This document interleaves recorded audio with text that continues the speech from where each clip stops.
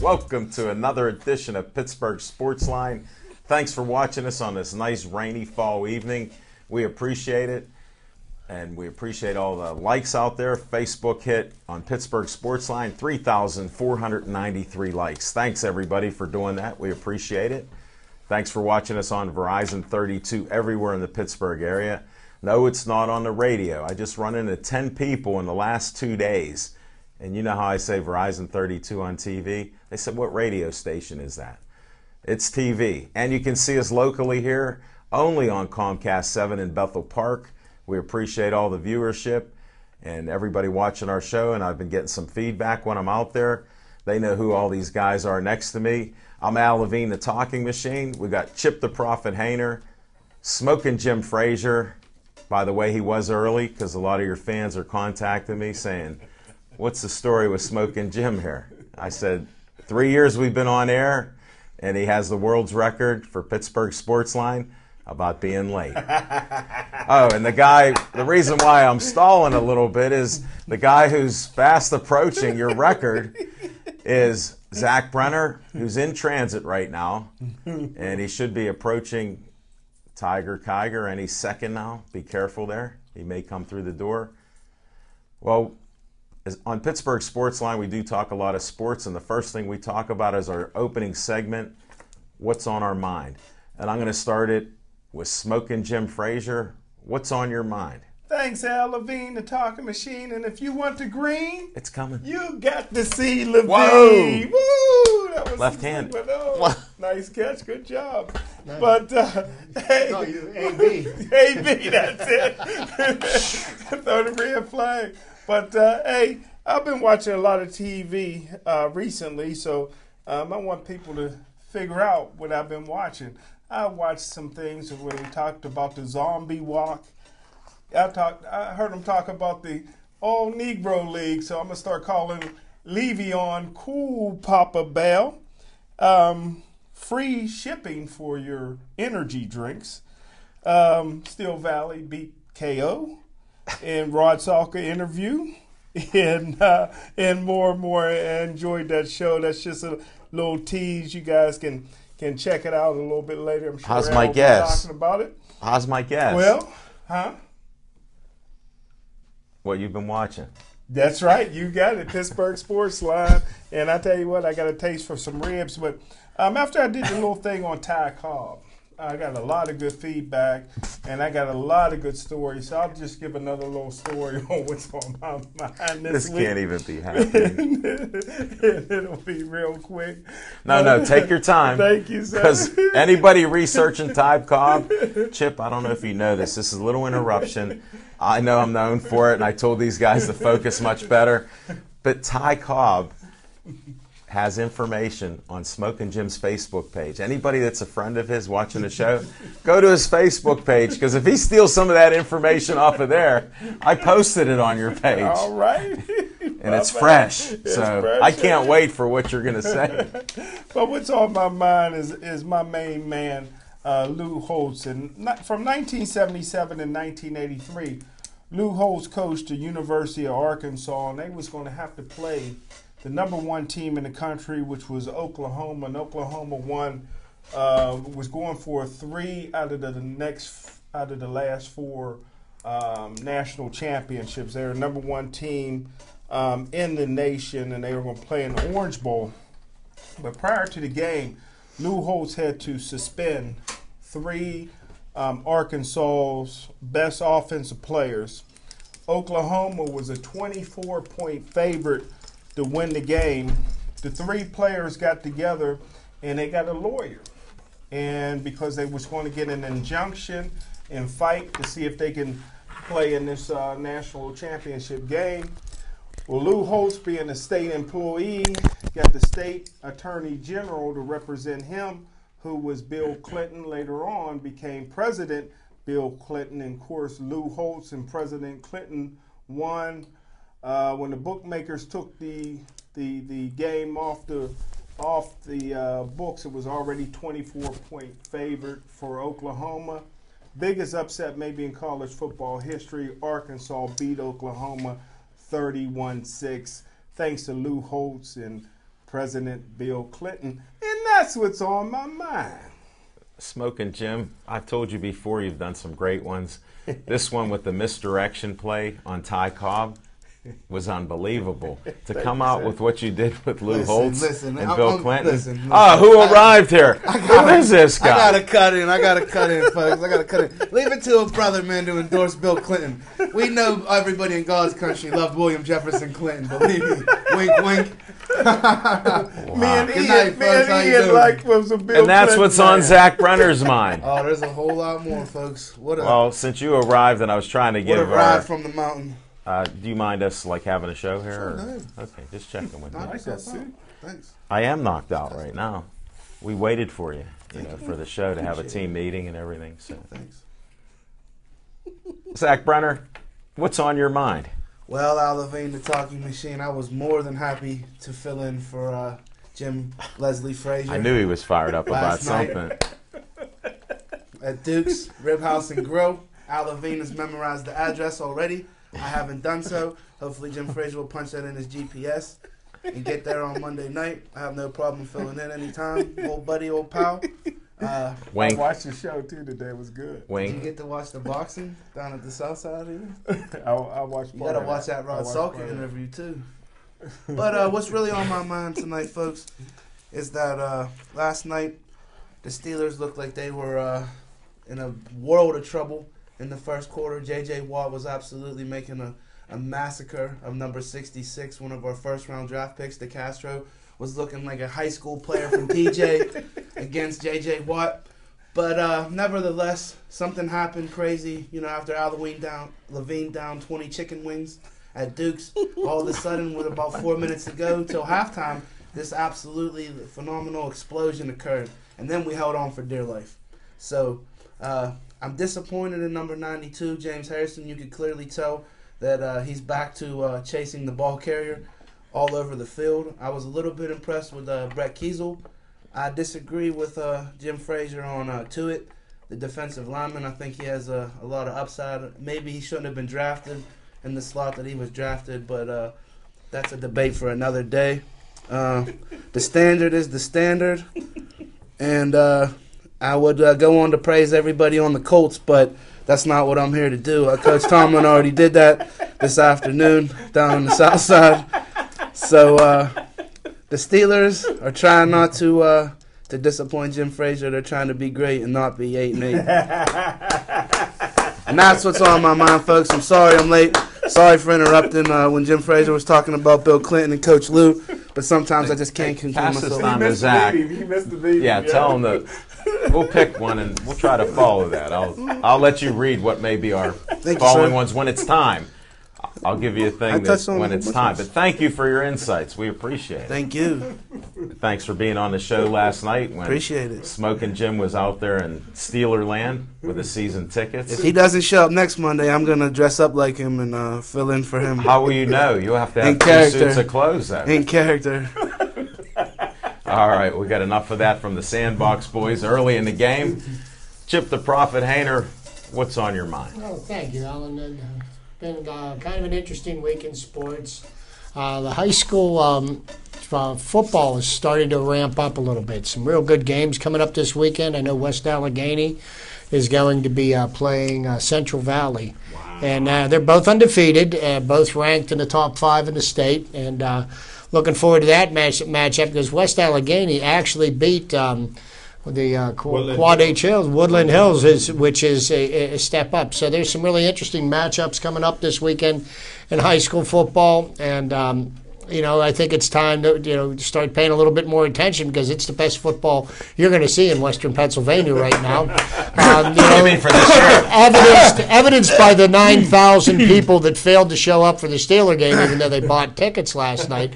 And the thing I feel about what's going on with the Steelers right now, and obviously they are a mediocre football team at this point, but there's just no passion, and the fans are just, they're tired of watching people come in and week out, collect their paychecks, and I think, we need to turn the page back and, get some of the fire eaters that we used to have. Joey Porter, I remember one time, now he's a coach on the sidelines, he threatened the entire Baltimore Ravens team. He wanted to call everyone out of the bus. Where is that kind of passion? You're just not seeing it right now, and it's the reason why people aren't showing up for games. But that's what's on my mind. That'll get you shot in the butt. But, Jim Frazier wasn't going to miss that game last night. Wink, wink. It was so important. Well, thanks, Chip. I appreciate it. And I'll do what's on my mind after a little promo here. Smoking Jim already gave the tease. First ever annual zombie walk at Bethel Park High School between 3 and 5. Who's going to be one of the MCs, Smoking Jim? You will, because he watched the show, folks. I can't make it unless it's after 7. I hope this is turning out on TV here. If you can get a close-up of that, this will show you. It's a $10 registration fee. That's it, up to the time of the event. Bethel Park High School parking lot. There's the information, folks. And if you have trouble, Smoking Jim likes how I read, so I'll read again. It's not a problem.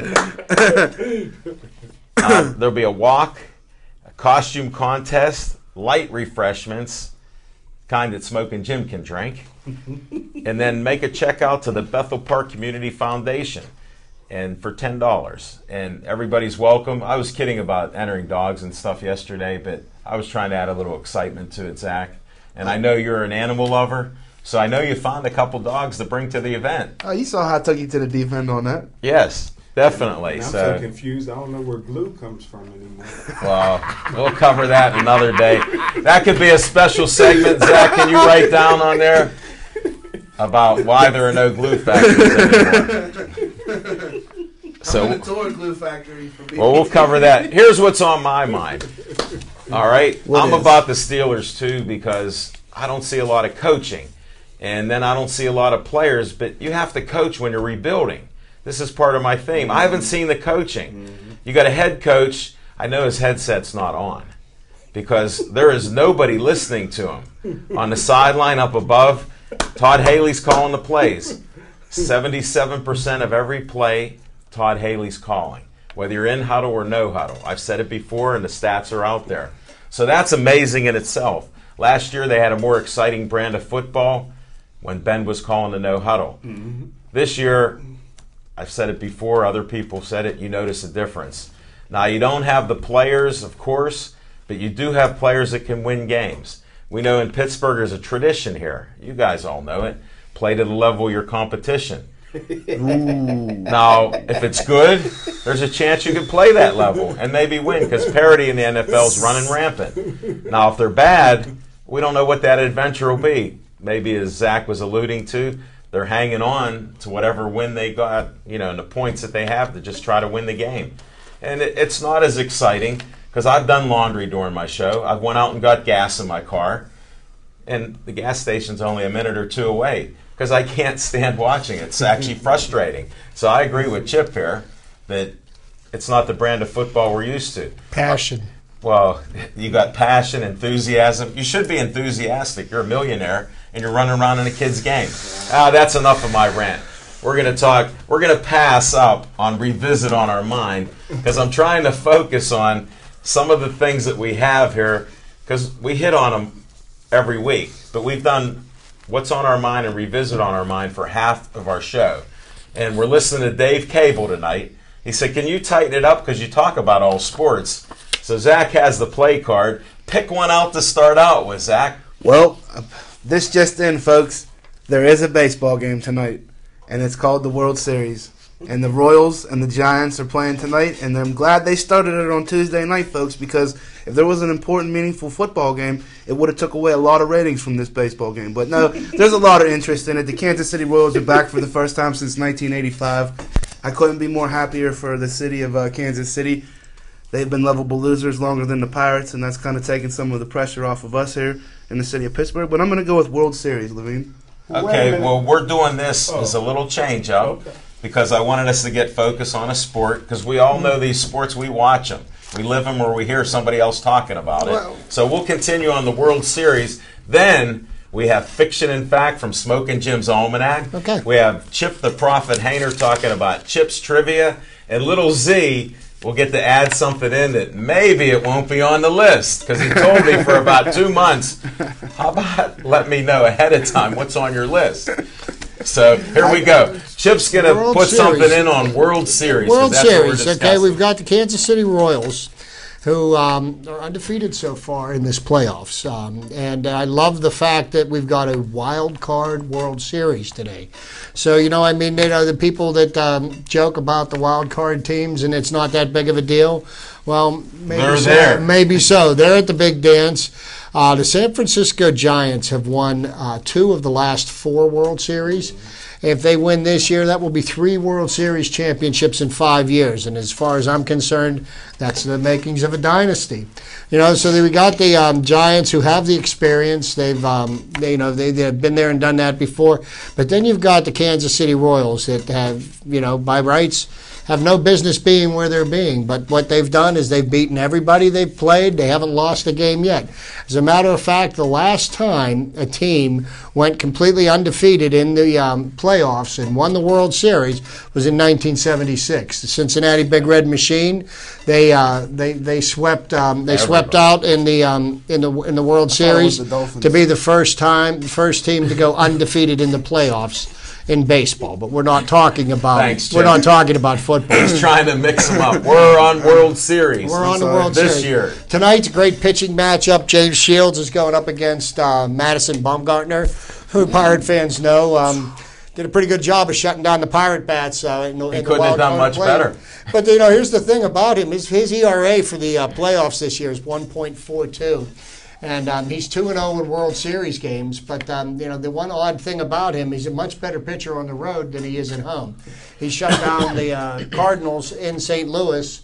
He shut down the Pirates in Pittsburgh with a game he pitched in San Francisco. Didn't fare so well. He didn't get a decision. He came out of the game with no decision. So all the pitchers are fully rested. I'm Who's really the looking forward to managers the game. in this series? For Bruce Bochy and Ned Yost.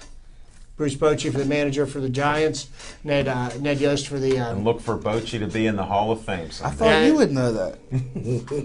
He's in the baseball, but it's Pirates baseball. Not bocce ball. Bruce Bochy. Yeah. Bocce's your second favorite sport in the world. We're not going to mix that. But on the World Series, you've got 2 bullpens that are just unbelievable. There's a 1.80 world bullpen for, I think it's the Kansas City. And the Giants have a 1.78 ERA for their bullpen. And that's only half of it. It's 2.18 for the Giants and 2.98 for Kansas City. Those numbers are so much better than regular season numbers. And you're talking about, this is World Series. You're going for the greatest team and the best team in baseball, and they're outproducing everybody. 8 wins, 2 losses for the Giants, 8-0 for the Royals. You don't hear numbers like that normally. It's more even. And I'll tell you right now, everybody is saying that the Royals bullpen is pretty much a mirror of the bullpen the Pirates had last year. Last year, when the Pirates had a lead from the 6th inning on, and I don't mean 2014, I mean 2013, the Pirates were basically unbeatable. And if the Royals go into the later innings, they go past the 6th inning with even a 1-run lead, I expect them to win, and so do they. Chip, did you receive your refund for Pirates playoff tickets yet from the Nuttings? Or are they going to keep that money and pay it to Russell Martin? Well, I didn't put any money towards playoff tickets. And he told it didn't fit into the budget this year. Okay. So I didn't put money on that. Well, there's a bunch of disgruntled people that haven't received their refunds yet. You're not going to get refunds. I mean, here's the way it works. If you want your money refunded, you'll get it refunded, or it just goes as a down carries over payment the next season for your tickets for next year. Gotcha. So, And it's all who in the up cares and if up. they float $100,000, $200,000? So they earn 1% on it, 2%. I mean, what does that add up to? And then raise the price of tickets. That doesn't matter. We're talking World Series. It's big business. It's big business. That's big business. But well, I'm really looking forward to this series. tonight. Tonight, 8:07, first pitch. And I where can does make this, it home in time. Are we in San Francisco or are we in Kansas City? We are in San Francisco this evening, I believe. No, No, Kansas KC. City because of the All-Star game. Yeah. Oh, Kansas City. thank you, American- Bud Selig, for that great gem of a rule. How we're going to play for the All-Star game to determine who gets home field advantage. It added excitement. You got wild cards. You got an all-star game that dictates who's the home field. I think it's wonderful. Just better than Sounds fantasy like a baseball charade or to me, football man. right now. It's all good and it's real. So that's our World Series segment. We Well, got can I other get ones. before we leave the World Series segment, Levine? Can we get a prediction from our esteemed colleagues? Sure. on Why what don't they you feel? start with us? I'm gonna go with the Kansas City Royals, and only because I like George Brett. How many games? I think Yeah. it's gonna go 4. I think it's gonna be a Say sweep. the Royals are going to sweep out. I think the Royals are gonna Okay. do He's aggressive. I like it. the I unthinkable. like it. Smoking Jim. I mean, Well- this is baseball. Well, San Francisco, they have the history of winning the World Series once they get in it. But I believe that I'm going to go with my heart a little bit. Kansas City, and I think Kansas City wins it in 7. Wow. Okay. Chipper. I mean, ever since Mr. Bonds retired, I never had a problem watching the Giants win the big ones. And the odds are on favorite. Is the San Francisco Giants, and I'm going to vote with my heart, not my head, and I'm going to take the Royals in 5. Oh, man, you just stole my line right there. They lose tonight, win 4 in a row, and the series is over. Kansas Wow. City. That's my prediction. I was telling Zach that last night. I didn't want it to slip out. Somehow, it did. I want to go take my pick back and go with San Francisco because I don't like chalk across That's the board. why I had him go first, folks. You can see how he's backtracking because he tries to use what these same colleagues do. You're stuck with Hey, that. the Waffle House is down the road. No waffle. And the Waffle House is delicious. Yeah, it is. It is. What do they say? That's the bomb. So we'll go with that. So you got the predictions. Now we have to go with fiction and fact from Smoking Jim's Almanac. Hey, thanks, Al Levine, the talking machine. And I tell you what, I had to go back exactly 20 years on this one. Exactly. 20 years ago, number one rated football player in high school was a freshman, and I wanted to take a look at him, even though he was a third-string quarterback at the time, and they wanted to redshirt him. So when I went down to the University of Tennessee's campus, he had just finished starting his first game as a true freshman in 1994. Of course, we'll talk about Peyton Manning. Of course. And Peyton Manning was actually behind, everybody thought he was going to go to Mississippi. Everybody thought he was going to go to Mississippi because that's where his dad went.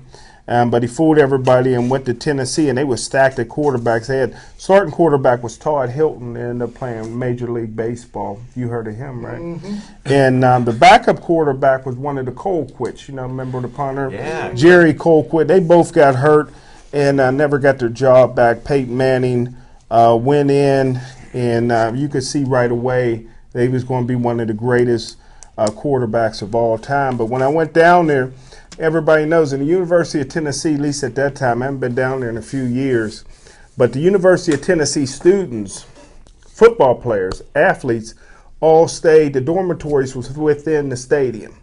Their meal, their cafeteria for the athletes was in the stadium in the weight room.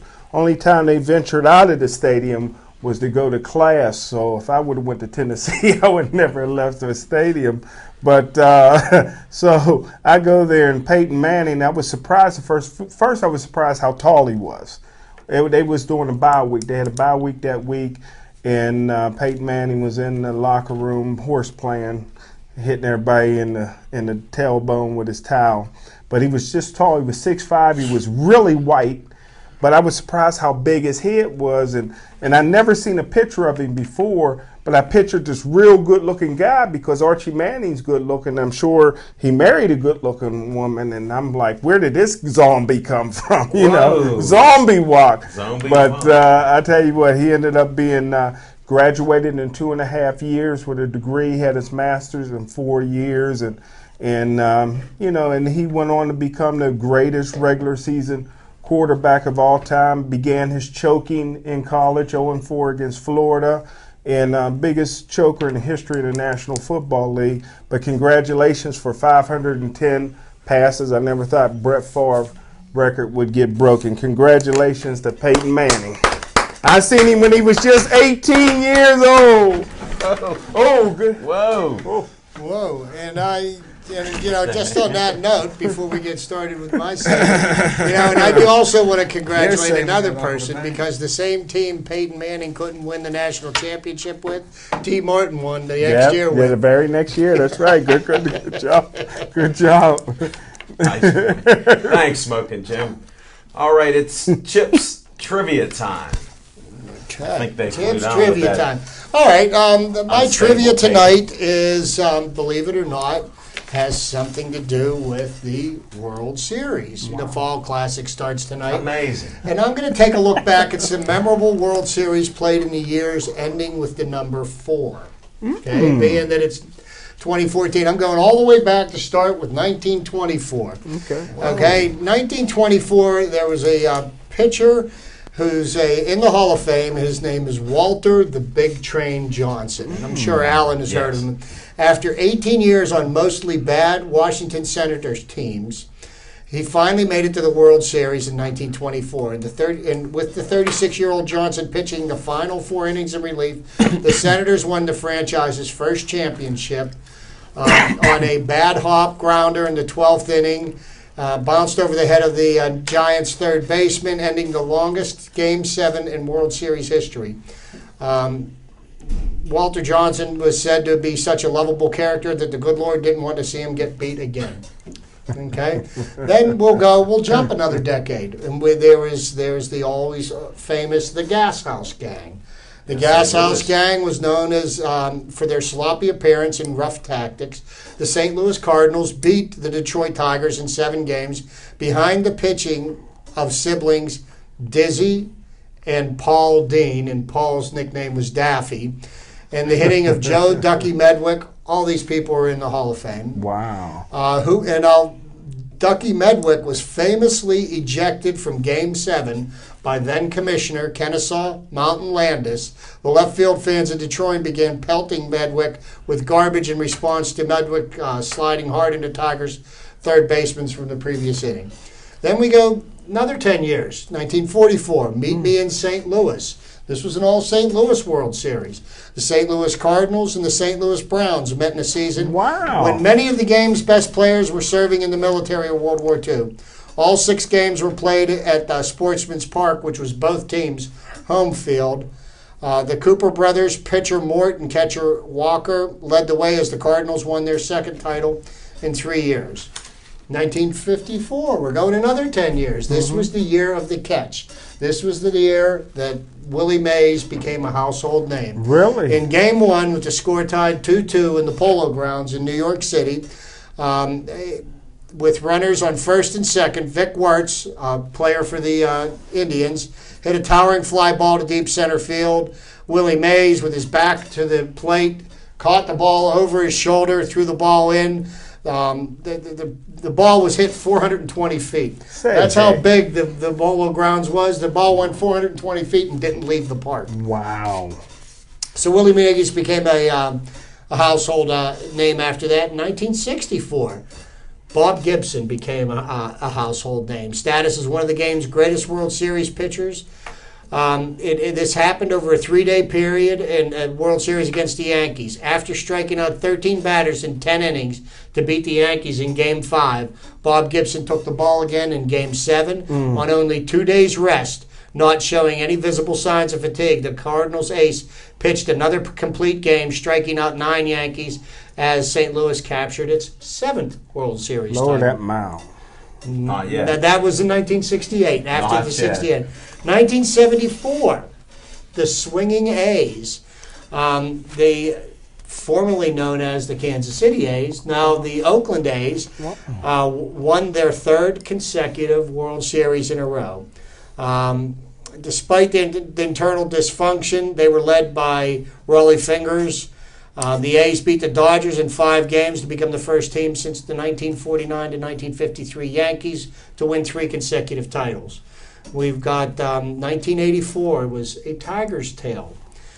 Game 5, Tigers leading the Padres 5-4 when Kirk Gibson came to bat with runners on second and third. 1 out in the 8th inning. Right before the at-bat, Gibson, who had homered early in the game, bet Tigers manager Sparky Anderson $10 that Rich Gossage would pitch to him instead of walking him. Gibson was right. He blasted a 3-run shot into the upper deck at Tiger Stadium to clinch the game in the series for the Tigers. Now, can anybody here tell me who won the 1994 World Series? 94. That's 20 years ago. Mm-hmm. I'm trying to think. Nobody. Trivia question. Who won the 1994 Strike. World Series? No Strike. one. The players' strike, which began August 12th, forced the cancellation of the World Series. It was the first time in 90 years the World Series hadn't been played. At the time of the strike, the Montreal Expos had the best record in baseball at 74-40 and looked like World Series favorites. 10 years later, the Expos moved to Washington and have now become the Nationals. But the 2 best teams in baseball that year were the Montreal Expos and the Cleveland Indians. And I thought that the Cleveland Indians would have been the team that would have won the title. That's what I was thinking, yeah. And then 2004, the last one, the year that the curse was reversed. Okay, the curse of the Bambino, which had bitten the Boston Red Sox and kept them from winning the title since 1918. Was ended as the Red Sox celebrated their long-awaited championship at St. Louis's Busch Stadium. A total lunar eclipse had turned the moon red in the night sky.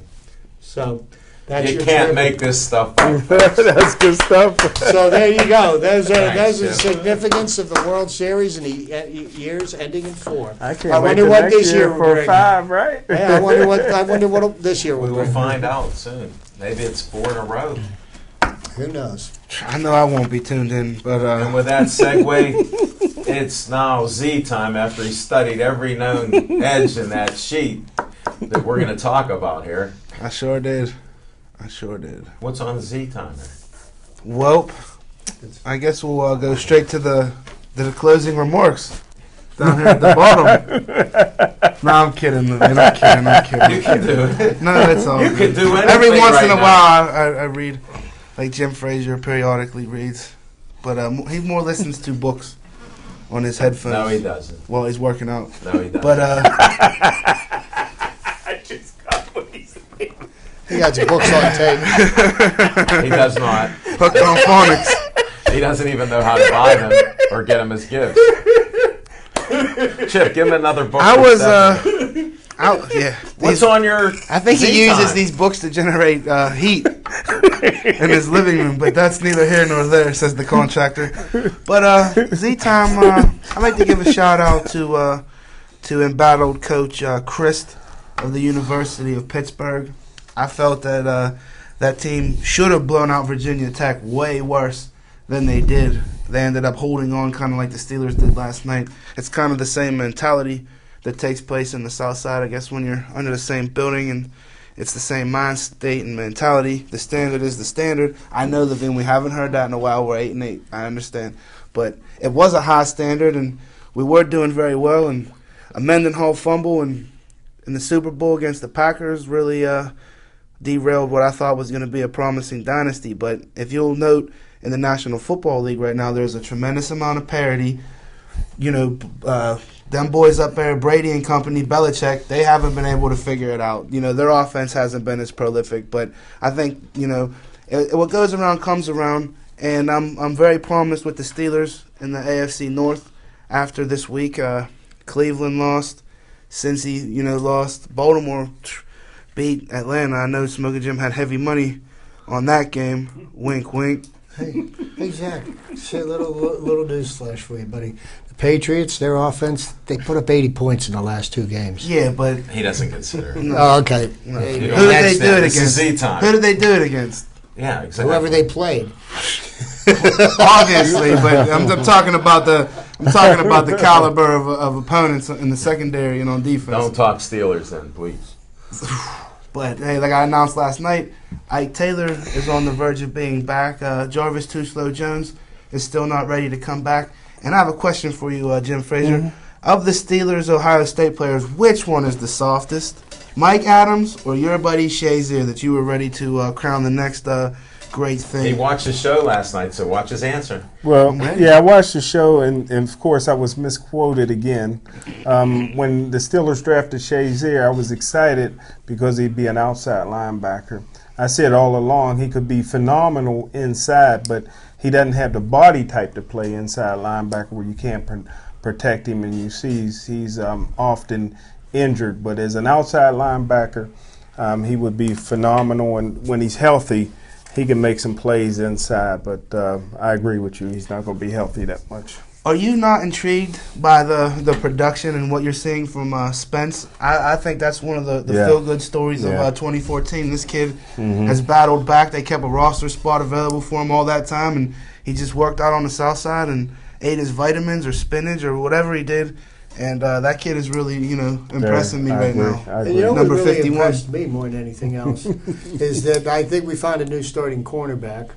I think Brett Kiesel should be out there on the corner because he's intercepted more passes than Oh, just on Brett Kiesel. It hit every known body that was on the field. And I thought for a second it hit the referee. I thought when he had his hand that he was going like this, it hit him. Then I watched it again today online. I wanted to get out in front of that, Yeah, I understand. Be the first. You got it. You got it. Well, Z-Time, you're going everywhere. Where's the final stop for Z-Time here? The final stop. Once again, I'm very saddened that my favorite NASCAR driver is not advancing in the chase, and his run for a championship ended in Talladega. But we'll see it back in Daytona, little buddy. Dale Earnhardt Jr. in 2015. And I just expect big things from the number 88. Thanks, Zach. That's Brown. nice. And I can't wait to see when it's not just left turns, it's sometimes right turns. No, they do. Here's what I found out last night. Wow, they go on a road course. Yeah, twice a year. Twice a year we go to Watkins Glen in New York, and we go to Sonoma, California, and we race left and right, and we go around. And that's when people get out of their car in California. No, not on that one. It's when you're mad at somebody because they didn't do something. Oh, well. That's another. And you know what? That's a disclaimer, folks. Because to the parents of Kevin Ward Jr., that young man wasn't the brightest bulb or the sharpest blade in the butcher's block, but stay in the car at all times, and it's just a shame when something like that does happen, whether they're smart or not smart. Who's here to judge that? I don't know who's smart on this panel or not, but we'll continue on. I appreciate all that. Change it up just a little bit. We did go to the Duke's Rib House and Grill last night. Yeah, we did. I've gone there for years. Special thanks to Kelly, who was also a manager at Sips. She's a manager out at the Rib House. She helped get us in there, and it's just a great place. I've been there, and Smoking Jim, the wings are delicious. Just ask Zach. He did get to have a couple. You were sweating bullets. I mean, well, they were hot. They must have been hot. Was Mr. Carmack there? No, he was not. No, and it was like I told people. My dad used to hang out. There were some guys and people that know him. My dad would have one of his ultra beers. And, what's that, Michelob? Yeah. That's not bad. He would hang out and they talk sports all day long or in the evening. And I miss Jim the mailman, one of my dad's friends there. He didn't make it last night like a lot of people because with the Steelers and rain, they decided to stay home and watch the game. So that's what was happening there. But it is a nice place. We're going to be there back next week, 7:30. Smoking Jim, we got to start at 7:30. We got to get done before the game turns on because they do get a nice crowd there. So I'll get there. We'll be doing it for like a pregame. And it's not hard to find. For Smoking Jim and anybody else, you go to the exit, the Green Tree exit, Green Tree Road, all the way down, far down the road to the bottom where you start getting the Cochran Road. Make a left. Giant Eagle. Make a left. If you see the Giant Eagle, I'm lost already. Go left. Well, you haven't seen it yet. And you never took one of your sweeties to Benihana? Well, when you follow the smell of the ribs. Well, when you see the ribs are delicious too. The meatballs right off the bone. So you'll enjoy it. Bring a couple sweeties out because they won't be disappointed. Wait till you see the waitresses there and the bartenders. We told him, you haven't met Smoking Jim yet. You're going to have a new best friend. But that's coming attractions. It was just great there. Thanks for having us out there, and we appreciate it. And we'll see what happens next week. Don't worry, I told them, Jim, if they want a real friend that'll answer the phone, call me. All right, Zach, you got our only sheet with the topics we have. We have to go Penguins. Favorite? We got to go Penguins. We got to. Have to. It's Okay. mandatory. We've touched on almost all of these with the exception of... Well, touching on them and the talking Penguins. on them are two different The things on Penguins. Pittsburgh Sports Line. The Penguins are up, folks. Okay, Well, Penguins. so the Penguins started off the season, promising 2 wins to start out. They, had a come from ahead loss where they lost to the Anaheim Ducks, The but Ducks beat. then they came back and they beat an undefeated New York Islanders team. And today I heard a report from Jim Rutherford, who happens to be the general manager of the team. And I don't know if this is a sign of support for this player, or if this is ringing the bell of his death knell. But he said that as long as he is general manager of this team, that he wants Marc-Andre Fleury to be his goaltender, and he's going to do everything he can to sign him. There's the only problem. He's not going to be the general manager of this team past next year. And right now, Marc-Andre is playing for a contract, and I know this is not going to sit well with my friend here on the end of the table, but you think about the situation that the Penguins are in, and the situation that the Penguins were in was created by Ray Shero, limiting us out on the salary cap, which is a big thing. But you look at the caliber of play that we get out of our goaltender, and I don't really see Marc-Andre Fleury as even a top 5 goaltender in the league right now. And I think at $5 million a year that they're overpaying for his services. And I think I wouldn't sign him for more. And it'll be interesting to see what happens. I kind of a thought that I was having last week, and we'll see what happens as the season plays out. But maybe seeing him being put on the trade block later on in the season, so they get something out of him. Because if they are going to sign him, is he willing to take a cut and pay? And if he's not, they should get something for him before they're left with nothing. Boy, I didn't expect a bomb like that. Chip, you just threw it right out there. No, And I can almost bet my bottom dollar that Marc-Andre Fleury won't be traded. As the Pirates didn't make any moves, the Penguins aren't going to make too many big splashes. Ray Shero is gone. That whole regime has been wiped out and cleared out. So that kind of philosophy of rental players and such is out the window and been diminished. I look for Marc-Andre Fleury to get signed.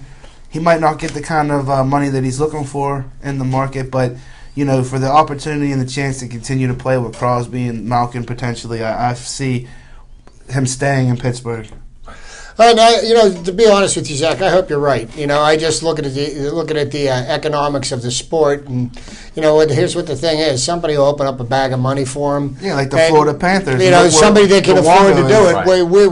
We have put all of our money in the Malkin Crosby basket, and I would be. We've got a lot of money invested in very few players. You got a better chance of seeing Evgeny Malkin traded than Marc-Andre Fleury, and that's just you could quote me on that. We might have seen This is on tape. some of Every the show best. will be on YouTube forever. Some of the very best from. But Gino. to speak to the way the Penguins are doing right now, their power play is setting records at the way that they're converting on the power play. Not so much 5-on-5. Yeah. But opposite where of the the penalty Penguins kill. are having a difficulty is on the penalty kill, and the penalty kill was better.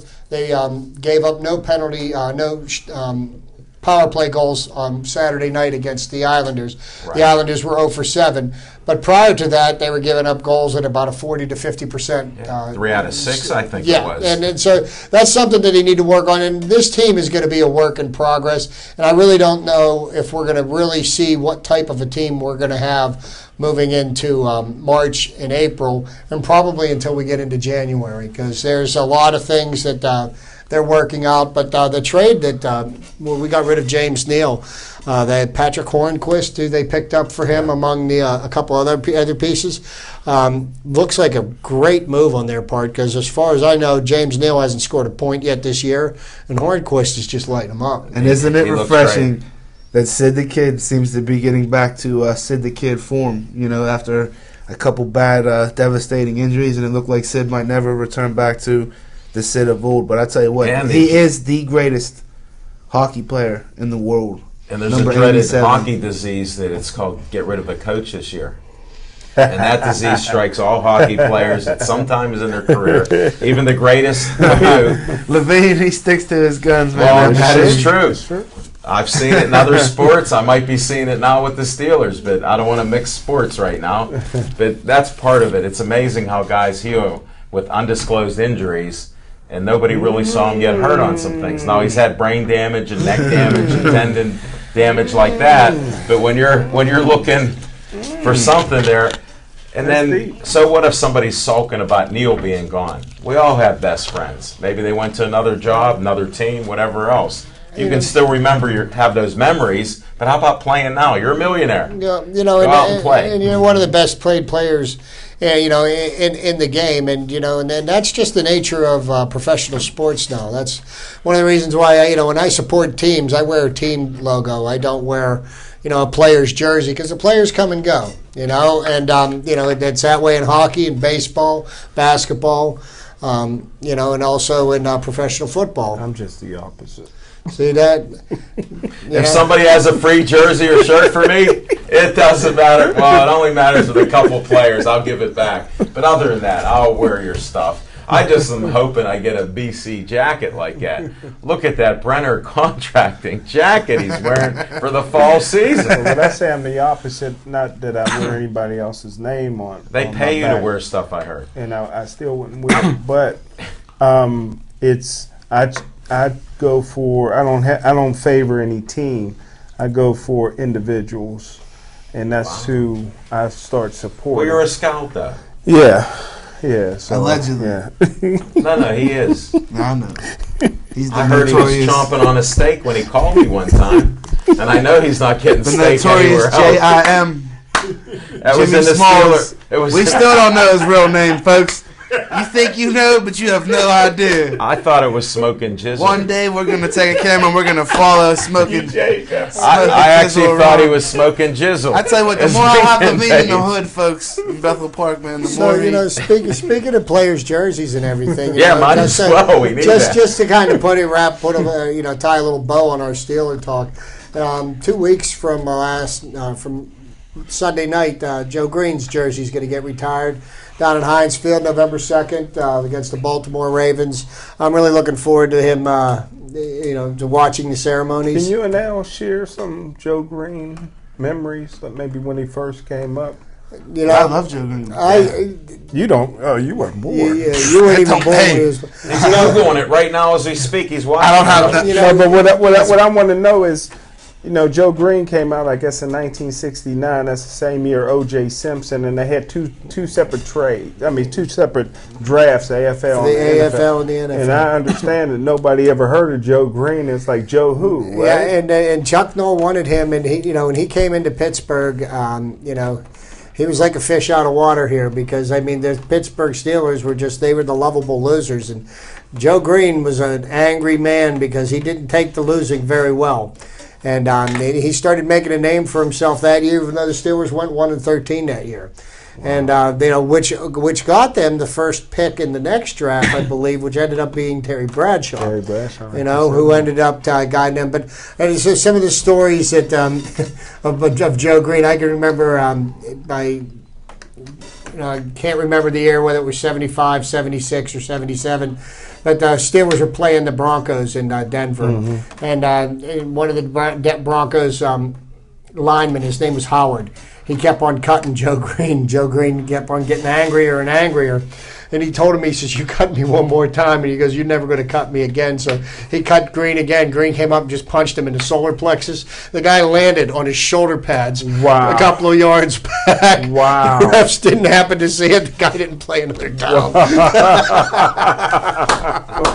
And that was just like, he was the heart and soul of the Steelers in the 70s. I mean, the Steelers defense was run, everything was My championed through favorite Joe player Green. was Jack Lambert. Well, and Jack Lambert. Jack Lambert was the middle linebacker, and that was back in the days of the of a 4-3, where they didn't have two outside Jack Ham linebackers. was I mean, a- in the was middle a animal, linebacker too. was the nastiest one of the bunch. Right. And you want to know a little bit about Joe Green. I didn't follow the Steelers. Oh, you Matter of didn't? fact, I didn't even go to Steeler games. In Shame on '69, you. yeah, but ask anybody who did. There were like 5,000, 10,000 people at games. They were at Pitt Stadium. They were Pitt You Stadium. guys don't even know the history. 'Cause you're They drew less Americans. people than the Pitt Panthers draw. And Shout out to Tyler Boyd. I didn't have Steeler gear because they kept losing every year. Well, And it was SOS. You guys don't know SOS. It's not an Okay. emergency thing. It's same old Steelers. Same old Why? Steelers. Because before Art Rooney became a lovable old man, I know this is sacrilegious in Pittsburgh, yeah, it is. he put his cronies in there. You know, his buddies, his drinking friends, a guy that said he could coach, guy that said he couldn't coach. Buddy Those- Parker. Yeah.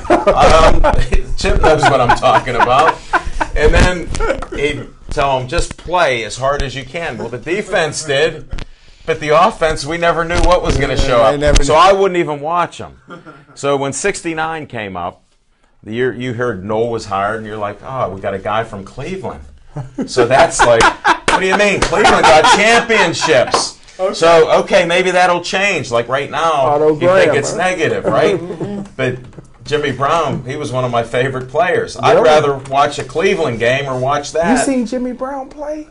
Yeah, buddy, I'm maybe a couple years older than you. They had TV. It was black and white TV for I've us. seen but Jim Brown in a I few remember, cameos. Jim. I remember watching the Ice Bowl with the Packers and the Cowboys. Me too. On black and white TV. Really? In my parents' living room. Oh yeah. So getting back to Joe Green, people go, who is this? We didn't get a running back. We didn't get a quarterback. We didn't get anybody that's a superstar. And where did he even come from? Nobody knew. Nobody cared. So all of a sudden, the training camp comes about. They start hearing Mean Joe Green. Just hearing that name, I'm like, I want to know who this guy is. And he's knocking people out. He's throwing helmets, hitting people, yelling at everybody, destroying 3 and 4 players at one time. They kept saying nobody can block this guy. And I'm thinking, well, the Steelers suck, so no wonder. Then they play a game, and he looked like a man among boys playing the NFL. It was so shocking. That's when I become a Steeler fan. Wow. Because of him playing. Let me Joe tell you Green. something. I think I have one person on the Steelers that was more responsible for shortening Earl Campbell's career was Joe Green. Well, do you guys know how that originated? The Mean Joe Green. You told me once, but I forget it because I was looking for the book that you Share- were writing. share that I with didn't us. see it. Share He that. took with a Coca-Cola off a kid. No, we didn't. Well, Joe Green went to North Texas State, and their nickname was the Green Waves. And Joe Green was so mean and so tough that they changed their nickname to Mean Green. And hence the Green with Levine. And They now wouldn't say you, anything about me. I didn't say I'm mean, but it's green. And now you understand how I became a Steeler fan. No, and That's good. That's good stuff. And I'll tell you what, of all the Steeler games that I had a chance, and I had do another I had my one-on-one pick of a interview number with of you games on this the- year. 21. I wanted to see the game where Joe Green's jersey gets retired because there's only one other Steeler that had their jersey retired, and I think it's Joe Green definitely deserves to have. Ernest Nobody should Stotler. ever wear. Yeah, nobody should ever wear number 75 in the I don't Steelers. think And they ever Smoking did, though. Jim, No, that has not been worn by anybody. I met Joe Green in downtown Pittsburgh. My cousin had that store, Ralph's Discount. Was it Joe Green or Bill Neal? Was it Joe no. Green? Joe Green was much taller luck. and a bigger man. Did that So party he go shook down? my arm. He shook my arm. Hey, Joe, nice to meet you. He shook my Really? arm. His hands were so big. Wow. I said, it's not. I was only like 14 at the time, 15, I think, maybe, because I was down in downtown Pittsburgh, and my cousin was friends with all the Steelers. They'd shop at Ralph's Discount, which is no longer around. Ain't that something? Now, I heard that there was one player in the NFL even meaner than Joe Green, Ernie Holmes. Well, Can you he imagine? was. Lawrence Taylor. I don't know if anybody's heard about Cuckoo for Cocoa Puffs, but Ernie Holmes was Cuckoo for Cocoa Puffs. He had a bowl every day, and There was a lot of there were people afraid of him in his own locker room. That's what I heard. That was back That's in an what I era heard. where there was a lot of scary people, because there was there was the Fearsome Foursome in Los Angeles Yeah. with I heard of them. with all of them. There's the Purple People Eater in I heard Minnesota. of them. Yeah. Alan Page, Carl And Eller. he's on the Supreme Court now. He's a judge. Alan Page? Really? Then there was their litany of middle linebackers that were just monsters. You had Butkus, you had Butkus, my Nitschke, favorite. Tommy Nobis. I mean, Willie Lanier for the Chiefs. I mean, there was just Mike Curtis from the Baltimore Colts. Yeah, I mean, there was just linebackers that were every bit as good as anyone that's played in the last 30 years, Yeah. and probably Except better. for Ray Lewis, yeah. I don't know. Well, I'll take Jack Ray is Lambert. one of the players from this era that I would have done very well Yeah. back, One because of he the was a few. throwback. One of the few. Because a lot of them, these guys, they get hangnails, and Yeah. I have to. Yeah, but there would have been a problem with Ray. They didn't have deer antler spray then, or the underwear. And you had Steelers that. And he might not have made it out of Atlanta back then. Wink, wink.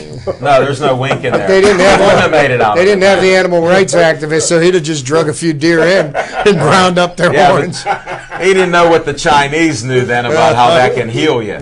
So that's another fact for something later on. But we've covered a lot of subjects here in depth tonight, which you don't see too often. So we're going to try to present some more of that. When the guys are focused here, you see the opinions and what you learn out there. Shout out to Renee at the Market District, Hi, Renee. one of our biggest fans who showed up at SIPS the one time. She missed meeting Zach Brenner, though. Maybe she'll come out That's he big. to the Dukes. Yeah, he was late. He has No, he wasn't. to I what? wasn't late to Dukes. No, he asked another question. See, we got to interrupt this question this disease. I started it, so that happens. Zach was early at Dukes. He managed to muscle me out of the seat to get the inside seat there. He did rather well. So we're going to be closing out 2 minutes here. Chip said he's going to see Joe Green's jersey retired. That's 2 weeks from now. Yes, it is. On November 2nd, Heinz Field. Ravens are going to be in town, and I hope we got a, Steelers win. How about the third win in a row, huh?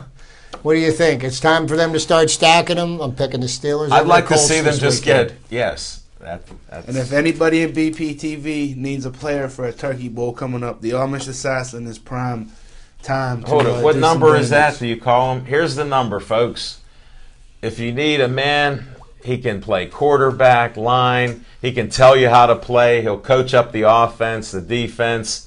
And he'll even bring his truck if you want to play late at night. He'll put the lights on so you can keep playing football. But what's more impressive is you can keep that windshield wiper going. Hold it, buddy. That is a classic